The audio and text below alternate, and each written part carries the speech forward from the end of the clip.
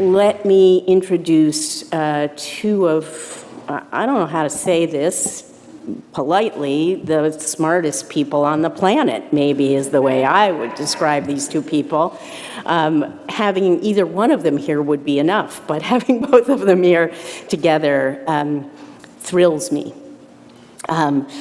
We have had the honor of them both being here in other contexts, but tonight they are going to be in conversation with one another, and I just want to give you a sense of each of them. Elizabeth Alexander, a renowned poet, essayist, memoirist, and scholar. She's Chancellor of the Academy of American Poets. She was recently appointed president of the Andrew Mellon Foundation. Prior to that, she was Director of Creativity and Free Expression at the Ford Foundation.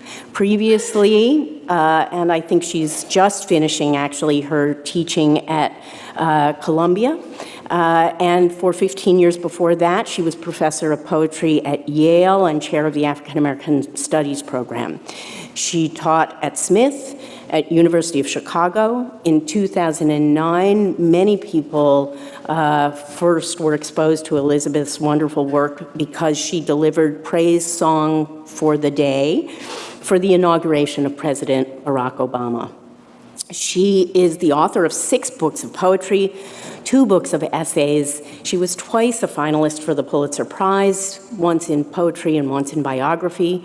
Her latest book, the memoir, The Light of the World, was released to great acclaim and named by Michelle Obama as her favorite book of 2015. And if you have not read it, I highly, highly recommend it. It is a deeply moving book. And Kevin Young, the director of the Schomburg Center for Research in Black Culture and poetry editor of The New Yorker. Get the and? He does both of those things simultaneously. He is author of 13 books of poetry and prose, most recently Brown, which is, please take a note, on sale tonight in our shop, and Kevin has very graciously agreed to sign copies of it after the program tonight. Other of his books, Blue Laws, Selected and Uncollected Poems, 1995 to 2015, longlisted for the National Book Award. Book of Hours, which was a finalist for the Kingsley Tufts Poetry Award and winner of the Lenore Marshall Prize for Poetry from the Academy of American Poets. His collection, Jelly Roll, a Blues, was a finalist for the National Book Award and the Los Angeles Times Book Prize. His book, Bunk, The Rise of Hoaxes, Humbug, Plagiarists, Phonies, Post-Facts, and Fake News, won the Anisfield Wolf Book Award in Nonfiction, was a finalist for the National Book Critics Circle Award and Penn Gene Stein Book Award, was the New York Times Book Review Editor's Choice Selection and Best Book of 2017, also named that by NPR. It is also a fantastic and fascinating book, and it is, I believe, on sale, Bo, right? Also tonight. Kevin's previous nonfiction book, The Gray Album on the Blackness, won the Gray Wolf Press Nonfiction Prize and the Penn Open Book Award. Kevin Young is also the editor of 8 collections of poetry, collected poems of Lucille Clifton, The Hungry Ear, Poems of Food and Drink. Named University Distinguished Professor at Emory University, Young was inducted into the American Academy of Arts and Sciences in 2016. I didn't even get it all in there. Please, please join me in welcoming Elizabeth Alexander and Kevin Young.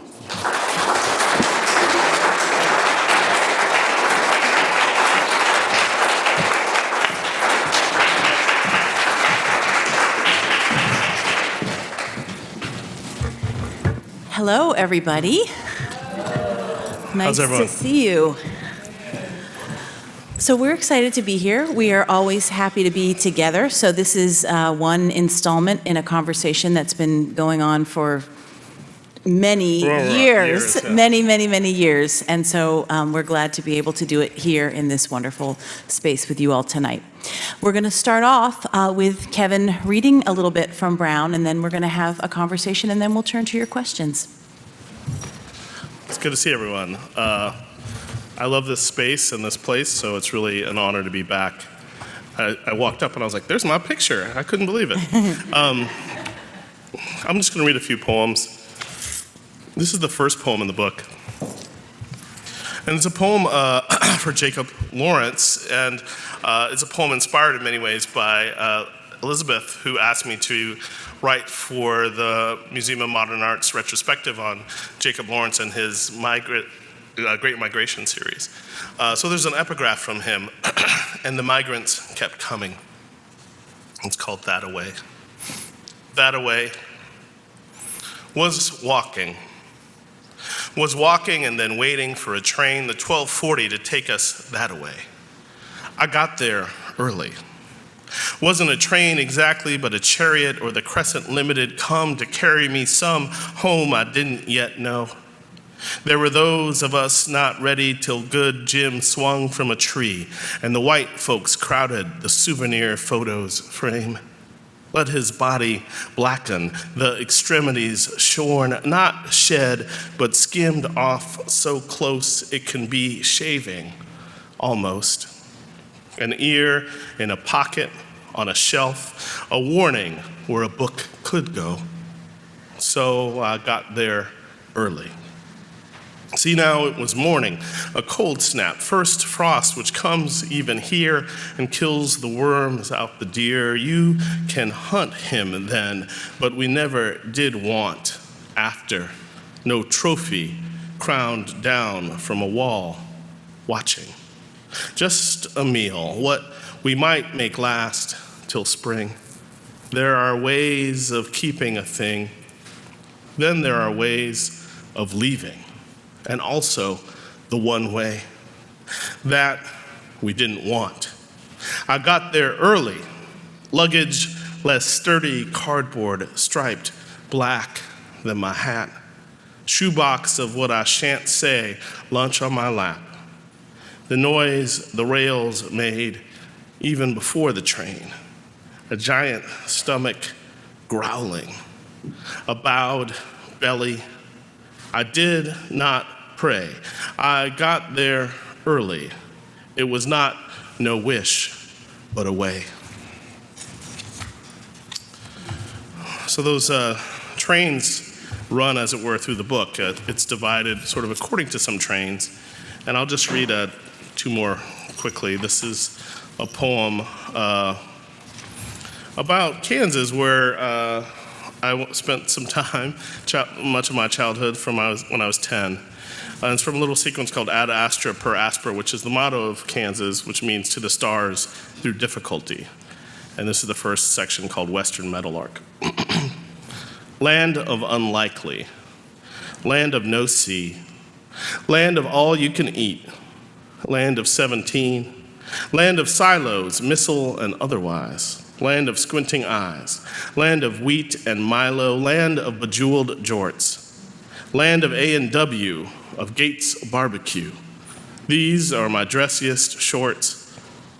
Land of gray ash, land of acid wash, land of winded cough, of neatly piled trash, land of squat buildings and broad slate sky, land of land never ending, land of doesn't matter why, land of soft serve, land of dead man's curve, land of lost mutts. I'm not racist, but land of summer severe, land of persevere, land of nothing near.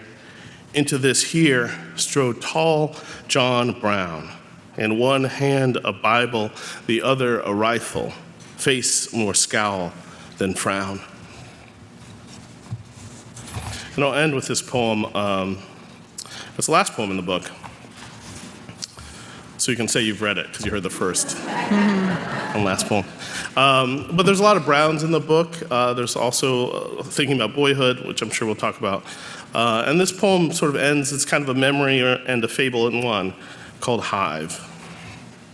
Hive. The honeybee's exile is almost complete. You can carry them from hive to hive, the child thought, and that is what he tried, walking with them thronging between his pressed palms. Let him be right.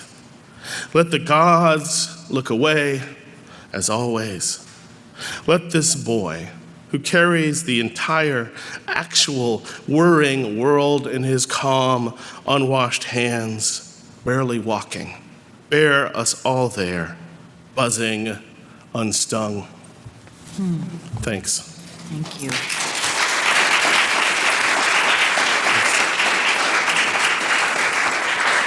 Thank you. I'm glad that you read that away because I hadn't, knowing the poem before, but seeing it in this book, I feel like it's an overture. Yeah.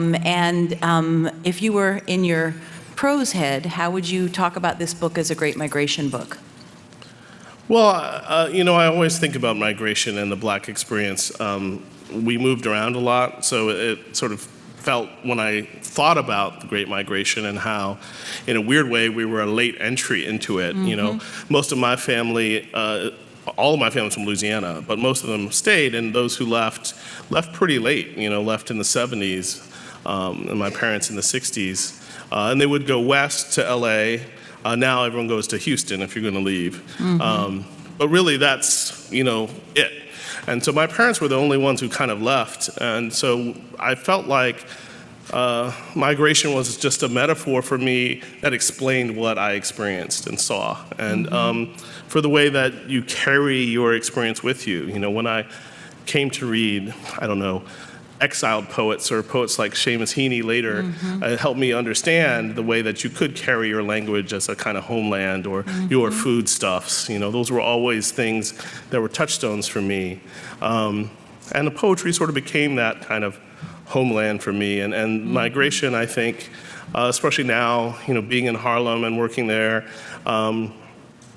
it feels really full circle in a weird way because it was only later that I realized that Langston Hughes grew up in Kansas in part, in Topeka, where I lived, in Lawrence, Kansas. That Gwendolyn Brooks was born there. All these things that I kind of vaguely knew, but I understood what it must have meant to be, young Langston Hughes in 1910 in Topeka, what that must have been like, because I knew what it was like 70 years later, And so when I was writing this book, I really started thinking a lot about my experiences, things that were just memories that now seemed like fortuitous or somehow pointing in a direction. And a lot of them were about what it meant to be Black in Kansas, both in sort of the white settings that were there, but also the Black ones, like the title poem. I was thinking about elegy and history, both of which are, your terrain, your turf. And in the last few books, the whole elegiac, it's gotten so much more pointed. It's a problem. Well, it's the to stage us of all, life. It I happens guess. to us all, even though Sure. you're talking about loss at in untimely ways as well. Sure. But I wonder if you could talk some, when you say poetry was the homeland, language was what you carried with you, about, kind of the distinctions between elegy and history for you. Yeah, an elegy is, to me, I think of the blues a lot when I think of elegy, just because they're both songs about someone who's not there, And the blues taught me a lot about how you could both make an art that was personal but not necessarily autobiographical. And I learned that, I think, in a book like Jelly Roll, where I could write about lost love, but also have it be a little bit, about the river or the train, And I lived by the train, so it was actually true, but no one had to know that, because I was using sort of these codes from the blues. And I feel like elegy helped me kind of understand the ways I could mourn things, and the blues too, but get past them by naming it. Not as easy to do in an elegy, because the blues have that musical version of that, where you repeat yourself in order to kind of overcome. But in elegy, you're almost trying to complete the experience, by writing about it, and say, this person was here, or I miss you, in the most sort of primal ways possible, but also find that language. And one of the elements, and I'm sure about loss, I think, is that it has no great language, or it feels like language leaves you. And so the effort as a writer is so doubly tough, You're working in the thing that is gone, and I think that can be hard. History is interesting because I think from my prose, I had to kind of admit in the midst of writing Bunk that I was writing a history of the hoax in many ways. And I think I resisted that for a long time because I'm not a historian. I didn't want to make claims to that. But once I understood that it was a story that had a beginning and had an end, and that maybe these two things interacted, and that the past of P.T. Barnum, say, really said a lot about right now, that was really helpful to me. And in the same way, in Brown, realizing that these public poems, the poems about James Brown or John Brown or Linda Brown, but poems about, Hank Aaron or the Harlem Globetrotters were all also related to my poems about writing about me and playing sports when I was younger. And, how those could talk to each other really helped me see the way that history, which I think I learned from folks like Rita Dove and other writers who write really beautifully about how history and public history and private history were intertwined. And so that was what sort of gave the book its shape in the end. Did you listen to the blues when you were growing up? Was it in your house? My dad played every kind of music, and I have all his records. So I could confirm, when my listening habits, I probably listened to The Harder They Come 2 million times, I think, or he did, and so I still have that piece of vinyl, and it still sounds the same. And so that's amazing to me to pull that out and put that on, Sundays or whenever. And so yeah, he listened to a lot of blues, not necessarily country blues so much, more, ZZ Hill or blues singers from. I don't know ZZ Hill. You don't know ZZ Hill? Well, I won't pretend like I know. Tell us about ZZ Hill. He's kind of a like down home blues. Like he was more sort of 60s, 70s trying to make it. But he had older blues musicians. And what I think I came to love about the blues when I was thinking about them later and came to listen to them on my own was really the ways that they helped conjure all of American music. And you could go back to the spirituals through them, but you could also, we wouldn't have hip hop or even country and western music or obviously gospel and music that we think of related to the blues, but sometimes because one is secular and one is sacred, we might not see the connection as easily. And so for me, they helped me a lot, to understand both my own struggles and pain, say, but also America's struggles and pain. That's what they chart, and so beautifully. Trying to understand that, it felt like a key for me. And they also gave me a form, and so like when my dad died, I was able to write in blues form and talk about this thing over there and not so directly have to try to address it. It provided a kind of, if not a language, then what Houston Baker calls a matrix, to understand it. This very well. Yeah. Well, I've wondered with the blues if it's something that if you don't know it intimately as a music form, it's a hard form to enter. I think of the few times that I've written blues, which I love. I love her blues poems. If you don't know, I didn't know you loved them that come much. on. No, I know you love my poems, I but I know. them. Yes, I did a blues anthology, and that was the perfect moment for me because I had actually finished Jelly Roll. And I think if I had finished it and not done this anthology, I would have said, well, I did a blues, I never have to. But then forcing myself and, the pleasure of doing an anthology of just reading all these old, not just songs, but, renderings from the teens and 20s, that really helped me see how early and quickly the blues became adopted or tried to be adopted. And then, of course, really came into poetry through Langston Hughes, and it helped me sort of see him and see outward. But I think it's being drawn to it as a cultural and expressive form is different from knowing it deep inside. But yet I think, and the story is going to one of your poems, what I found by coming to it as a form was that I knew it inside, even though I didn't grow up with it. Yeah, sure. So that takes me, to a poem that I love in here, Bass. Oh, yeah. And would you read that? It's Sure. such a beautiful poem. It touches on lots of things I want to talk about, but also it's that ineffable something. Yeah, it's kind of enigmatic. Yeah, and what does it mean when you feel it and you know it? And is that thing called blackness? Is that thing black? What is it? So, the poem. I just want to hear you talk about it. Bass. Where was the music from? The bass that woke my son sleeping in his room. Mom out of town, so alone, I'd sung him home. He was just about down when the beat began far away, filling our noses and chests like morning coffee, which I don't take any kind of way, though black is what you can say when they ask, and they will. Brown boy, head back and dream. An hour later, his busy brain stirs him again, descending the steep stairs to ask to sleep beside me on the couch, cat-curled, quieted at last. I rise and search the windows to see if I might spot the sound, still going, louder now, its thin thunder reaching me everywhere, even here. So I love that poem. Thanks. So 2 moments. I mean, Brown Boy, I'm misstating it. Put your head back to the stars. Head back and head down and sleep or something. I thought back. You think I'd remember. His but- head is back. Head back and dream. Head back and dream. There you go. Yeah, yeah. I inserted the stars. So that moment in the middle is interesting, and then also the even here Yeah. is so interesting to me as well. So I mean, where do you imagine is the here of the poem? I mean, I think it's in the body of that moment.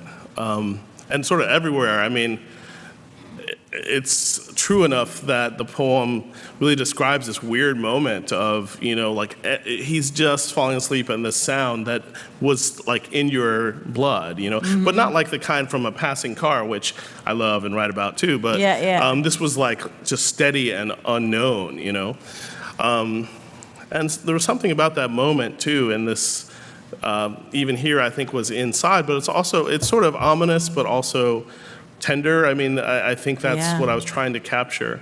And the poem, maybe you were going to mention this, it sits across from a poem, Suite of Poems for Trayvon Martin. Mm-hmm. And so I think I was thinking also about this kind of drumbeat of this litany of murders of our youth, I mean, I don't know how else to put it, and how that danger is kind of lurking even in a poem like Bass.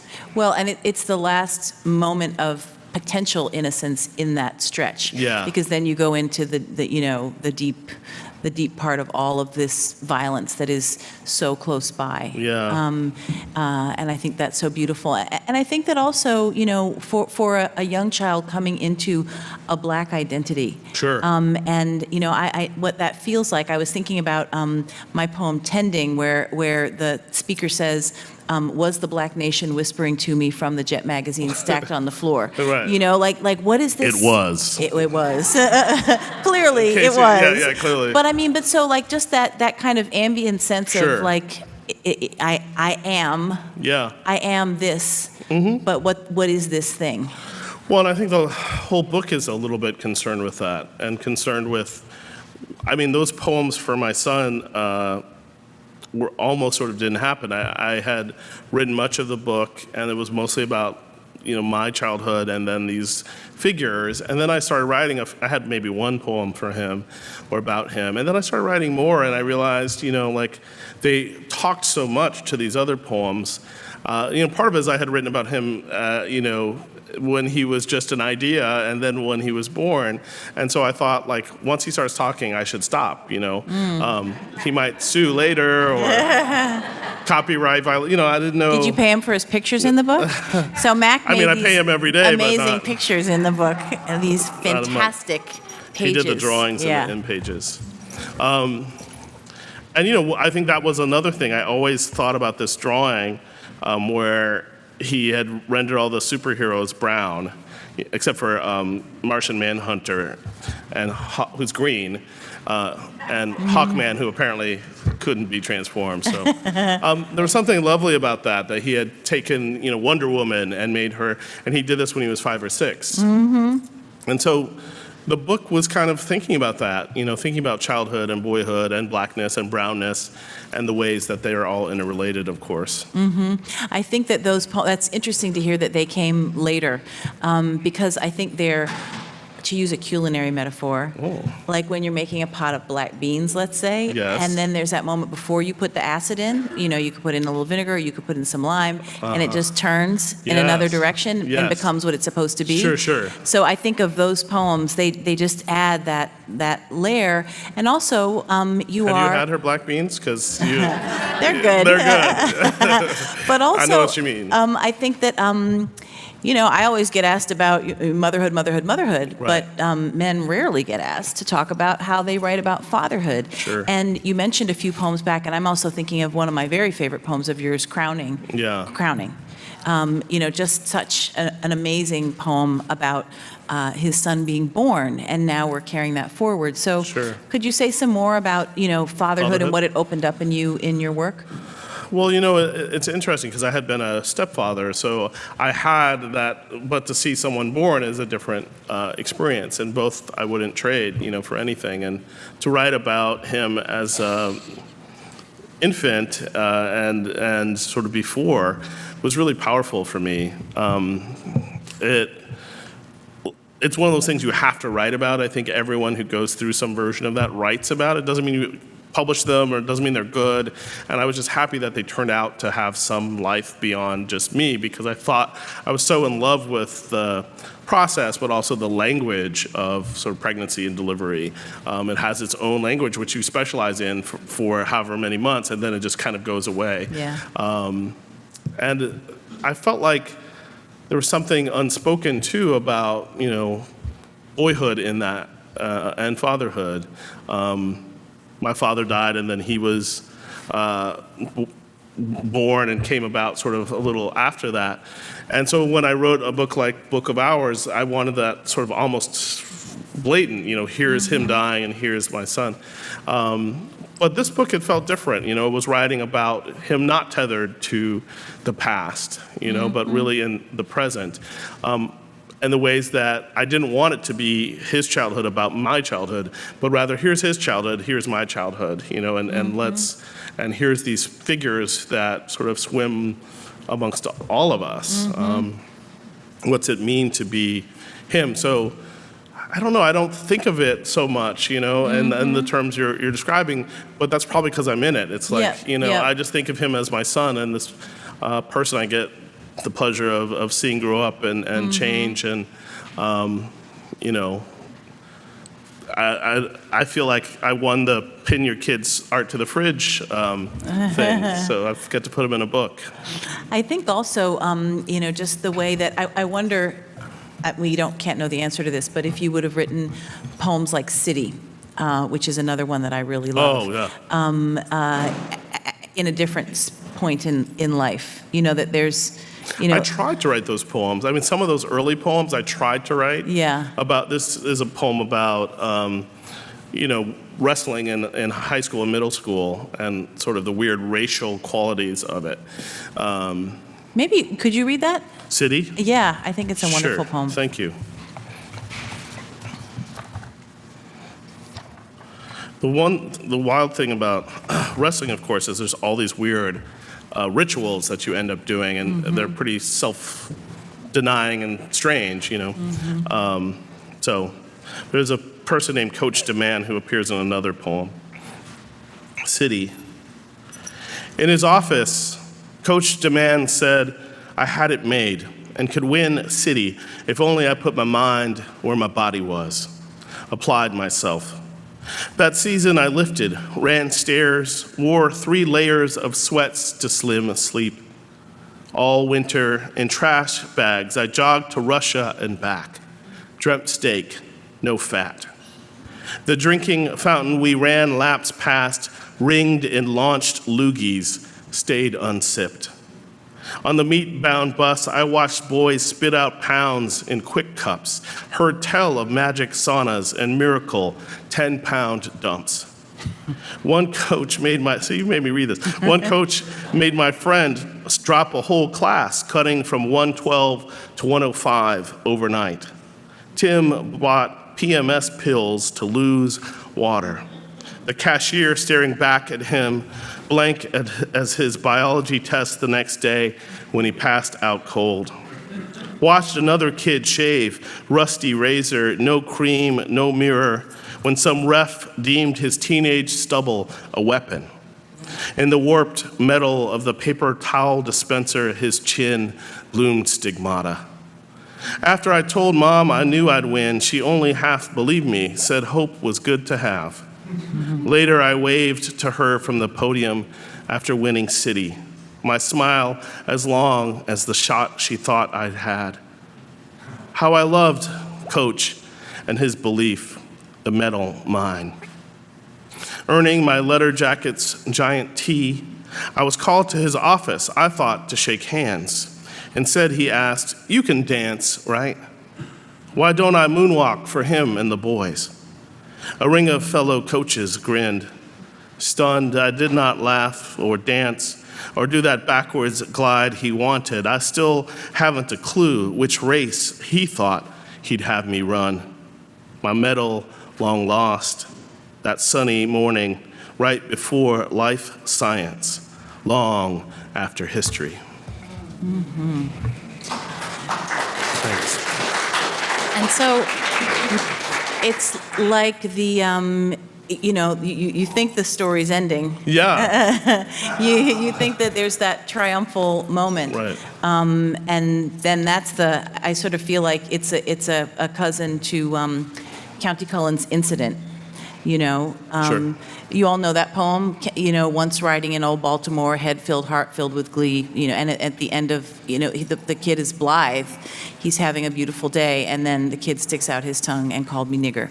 Of all the things that happened from May until September, I lived something in Baltimore from May until September. Of all the things that happened there, that's all that I remember. Yeah. But it Got chills too. And but it has also, I think that there's something about all of that controlling the body. Oh yeah. That it just gives this poem such a darkness and complexity.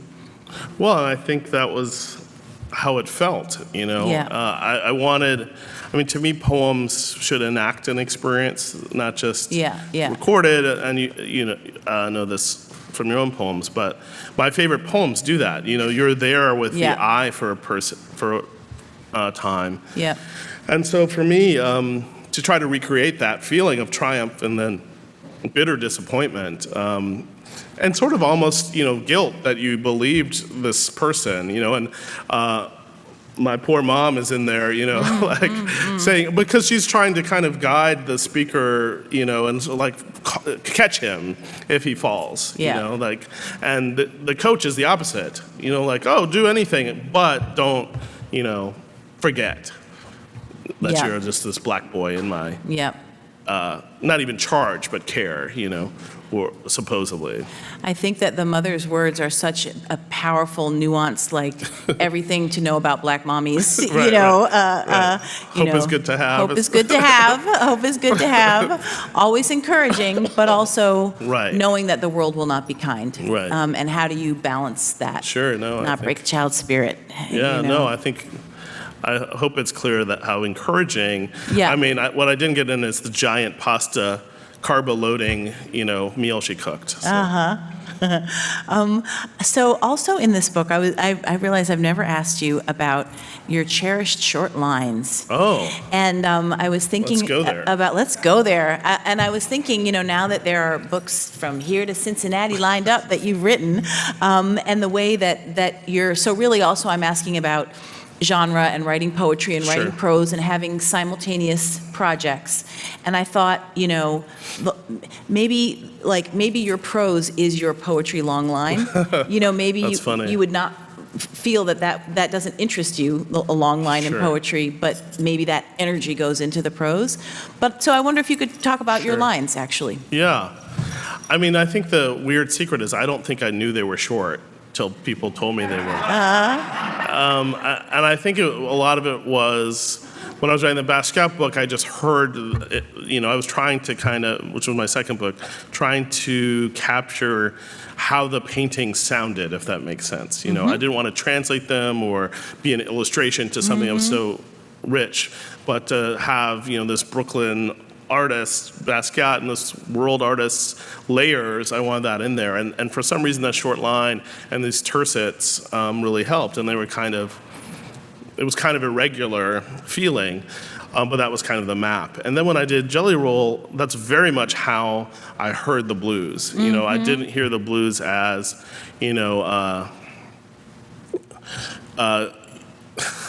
like, you've been a good old wagon, but you done broke down, right? I hear that as two lines, but like traditionally people render that as one line. That's right, yeah. And so, which I always hated, like they miss what I would call the caesura, or I render that as a line break. Yeah. And so, she's a kind-hearted woman. She studies evil all the time. Like, that isn't one line to me. That's like a twist. And that's not even the repeated line. I mean, that's not even the kicker. Yeah. And so, to render Robert Johnson, that meant that my lines had, and you see, if you go back and read Langston Hughes, that's what he does. The blues are 6 lines in his rendering. And so I knew I wasn't crazy. Well, I might have been crazy, but not about that, And then I think someone like Heaney, there was a book early on, I realized later, or Creeley or Williams, all these people who I read, that was short like that, or Sadie and Maud, these kind of forms that I think later I understood I must have taken in and then heard the line that way. But for me, it's not like I get nervous or try to, and I hate like the one word on a line. So it's this weird balance between trying to hear it correctly and sort of render the visual that also to me is the music of it. Yeah. I mean, I think I love that about those lines, those blues lines that are written out. She's a kind-hearted woman, but she studies evil all the time. She stays evil all the time. And I think that when you have that, because, it's transcribed. So someone someone had an idea that was one line, but actually, when it's one line, it is oppositional. But when it's 2 lines, it's 2 things being true at the same time. Right. It's more, the comedy is darker and more true. It has this different feeling. Yeah. And that's how he sings it to me. Yeah. I think also that those short lines, the way you use them, they allow for twisting and torquing and turning. Did you say twerking? I didn't say I could have said twerking. I said torquing and twerking, but also and a kind of a, dancing down the page, keeping things moving. River going down. There's movement. There's velocity. That I think seems important to what you're doing. Yeah, I mean, June Jordan has this great idea called vertical rhythm, where she talks about what she says Black arts poets created was a vertical rhythm instead of the page going this way. Where does she say that? I think it's an essay called Vertical Rhythm. Okay, we'll be finding that tonight. I'll happily share what but I always think about that a lot. Yes. And I knew her well enough. She brought me out to Poetry for the People a few times, and you would hear her say that, like that poem has. And once you start looking through the literature, I think it's a really interesting notion. So I love that. You called her name, so let's just talk about her for a minute, because I didn't know that she brought you out to Poetry for the People. Yeah, she liked this poem of mine about a lynching that I wrote years ago, and sadly I feel like I'm writing these poems again. Yeah. But this was a poem that actually was from Michael S. Harper, another great sort of light. And it was a poem, about when they lynched the I think his name is Bird, the figure that Lucille writes about, Miss Lucille. James Bird. Yeah, Bird. Yeah, in Texas. And so I was in Spain, I think, just on a trip. And so it was about this kind of weird juxtaposition of your homeland. And in that poem, I say something like, precious South, must I save you or myself? And it was in, it was in the Progressive magazine, because they would run poems, and she Who was that editor? There was an interesting poet was the editor then. I'm Marilyn Hacker, maybe. No, I don't think she took it. But what was great is that she just wrote me and was like, I like this poem, you should come out. And then I did that a few times, and Beautiful. Yeah, I had known of her and lived in the Bay Area, so I would see her, but she was quite sick then when I had seen her, and she was better, and so that was really a treat to get get to know her, and especially because then she got sick again and Yeah. very quickly passed away. Now they have the collected poems. Yes. And then is there a selected now, or is there reader? Well, there's that book, Has a it's great not called title. Now's the Time, or Time is Now, I don't remember. Time's Up, it's a great title. And there's if you're really it's interested just in out her, a couple months ago. there's a tribute for her, I think Friday. Yes. For Kaveh Khanum, so go to that. I mean, Yeah. I think she's woefully underrated. I agree. And her essay, which is kind of a poem too about Phyllis Wheatley, is one of the great things on Phyllis Wheatley, Yep. trying to get under her skin and understand, and this is an important thing to think about in an era of sort of black arts, or an era where you are black or not black, and Wheatley often was tossed on the not black enough pile. Yep. And she is saying, like, she is this woman, poet, of course she's right, and she's a genius, you Yep. have to understand this about her. Yep. And so I don't know if that explains my short lines. It but it does. It explains how, all these Vertical people, rhythm. you put them in a blender, at least my blender, and something comes out. that And looks also like- just the amazing, what you share with June Jordan, who was very important to me. Her work was very important to me. I only met her once toward the very end of her life. Yeah. But it was a very special meeting. Sure. But I think about, as with you, all of the different forms that she works in. You are prolific. She was prolific. She kept it moving, and she was not afraid of any space where her spirit or her mind took her. And Harlem Born. Well, that's what, and I wanted to talk about, her amazing, the thing she did when she was like 25 with Yeah. Buckminster Fuller. This redesign of Harlem, where she had this incredible idea. I haven't seen that. It's I thought you were talking about unbelievable. the picture book. But She was young. Oh, Who Look at Me. Well, I grew up with that book, so that there's was a picture book she did called Who Look at Me. with black artists that someone should reissue. Oh, yeah. It's really great. But with Buckminster Fuller, a magazine asked her to write about the Harlem riots. I don't know, let's say it's 1965 or something like that. And she says, I don't want to write about the riots. I want to write about utopian Harlem. And I want to pair with someone who can do urban design. And what she did was she built a sky Harlem.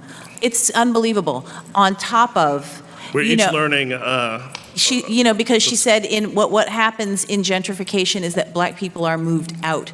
I want to move black people up. I want to have light and parks and sky parks. Yeah. And that's how I want Harlem to move and be alive and be black. Wow. It's incredible. It's like Wakanda or something. It's total Wakanda. That's amazing. Yes, she was an early Wakandan I visionary. Yes. That's amazing. It's really great.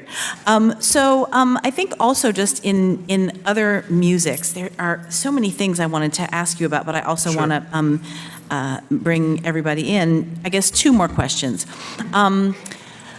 You're a collector. And so I wrote this out because I wanted to get it exactly right.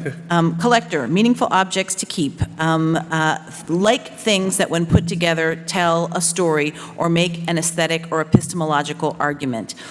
Are you a collector in your poems? What does the archive in your poems tell us? Yeah. Well, the great thing, I think, and I learned this along the way, I think from collecting or gathering or, a little like being a poet, I didn't realize I was one till I was one. Yeah, yeah. Like I was just like, everyone writes poems and tries to put them in a book. Like it just didn't strike me as odd, because I was in my own world, I think. And there was something powerful about that. Like I didn't share my work that much. And collecting was a bit like that. It was a kind of private thing that I would, it started really in San Francisco when I moved there because there were a million great bookstores. I mean, probably a dozen within 3 blocks of me, great used bookstores, which, I've been back, there's some, but, one weeps Yeah. at what's not there. And one of the great ones isn't on the street, so it's not like you could walk by. And, that's where I found Langston Hughes' Ask Your Mama. I didn't know about that book. They don't teach you that book. Or they sort of do now, but they never did then. And it was Yeah. hard to find. And this is his late book that the visual of it, it's oblong like this. It's not upright. And so it has this great pink paper, it's blue type. I mean, it's the most unique looking book, which is probably why it didn't sell. But it's funny and late Hughes, which is brilliant. So it's sort of late epic. But all that kind of energy, I realized, like, you have one or two things, it's not a collection. You have three things, suddenly it's a collection, you know? And I think that's almost how I approached the archive, as it were, of this book. You know, having just the poems about my childhood wasn't really anything, and then having the poems about public figures, it just could be a kind of tribute album or something. And then having, as you said, that kind of acid of my son there, and then also, honestly, the first poem, the That-A-Way poem, really helped shape the book and make it a kind of archive of this moment. But I also think the interesting thing, and I think this a lot, is, you know, sometimes we're tempted to clean up the archive. You know, and what's beautiful about it is it's not raw, but it has this kind of connection that it isn't interpreted before. You know, you get it and you have to interpret it.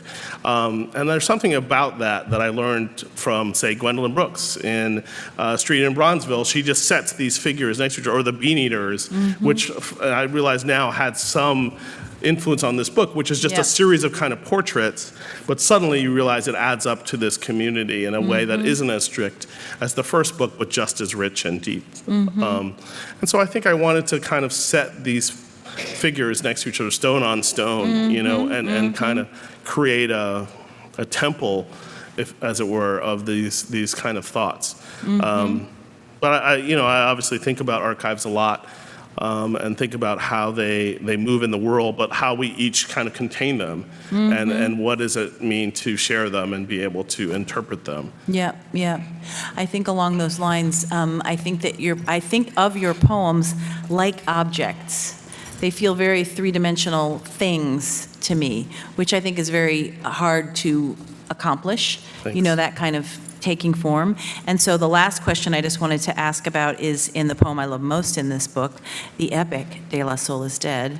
I think that how you write about, you know, we've all written a poem with some music in it where everybody's like dancing and, you know, raising the roof. Sure. And they're mostly not so good because it's hard to do well. It's hard to capture what that is. And then what you capture also is all of the emotion in the moment. You know, there's the transcendent community moment on the dance floor, but someone will be dead soon. You know, something will be lost, and something is being conjured or called back in that moment on the dance floor. It's amazing to me. So before we go to questions, maybe you could just read a couple little sections from that. And it's a crown of sonnets. Done very beautifully. Thank you. Not an easy thing to pull off. It was easy. Okay. Shut up. No, it was weird because I had the first one, which I'll read, and then I'll jump around. And it just was its own poem, you know, I thought. And it was sitting there, and it was this thing. And then one day I was like, well, that last line, it kind of keeps going. And then I kept going, and suddenly I had this sequence. So I think I'll just jump around. De La Soul is Dead. And the poems have little titles, mostly songs. A roller skating jam named Saturdays. We were black then, not yet African American, so we danced every chance we could get. Thursday and Saturdays we chant, the roof, the roof, the roof is on fire. We don't need no water, and folks' perms began to turn. We had begun to dread or wear locks anyway. Our temples we'd fade. We said word, and deaf said dang and down and fly. We gave no goodbyes, just all right then, or bet. No one was dead yet. People who died, Jim Carroll Band. No one was dead yet, not that some didn't try. Often friends of mine, these are people who died. Weekends drank too much, then broke into the pool and swam, though I was barely good at that. The bottom I never did touch. Home almost dried. We'd listen for the dawn or to Mr. Dabalina, Mr. Bob Dabalina. Glory, Hella Stupid, doused in eyeliner or lycra, and that was just the boys. Our favorite song was Noise. When You Were Mine. Nothing passed us by. Baby, you're much too fast. In 1990, we had us an early 80s party. Nostalgic already, I dug out my best OPs and 2 polos, fluorescent, worn simultaneously, collar up, pretend preppy. When Blondie came on, Rapture, Be Pure, things really got going, and then the dancing got shut down by some square. What was sleep even for? Housequake. What was sleep even for? The year before, a freshman, I threw a Prince party, rescrewed the lights red and blue.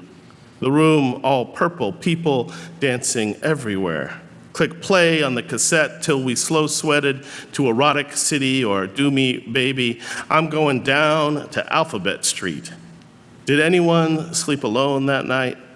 I feel for you. Shut up already. Damn, Cabbage Patch, Reverse Running Man, get some life wherever you can. Go and read one more? One more. Okay. I'll jump. 3 is the magic number. This is about a kid who I look like so much that his roommate thought I was him. So, and that's the previous poem, but I'll skip to the last one. Yeah. 3 is the magic number. Twins to the rhythm, we danced as one does. To the remix of 3 is the magic number. At a house party, someone threw just because. We were black then, about to be African American, so folks schoolhouse rocked and smurfed whenever we damn well pleased. We should have done more, or believed, mon frère, mine own body double, given the campus cops the slip whenever they quizzed or frisked us for studying while black. Kenny, I hope you're somewhere far from here, dancing away trouble. Thank you. Thanks. Thanks. Thank you.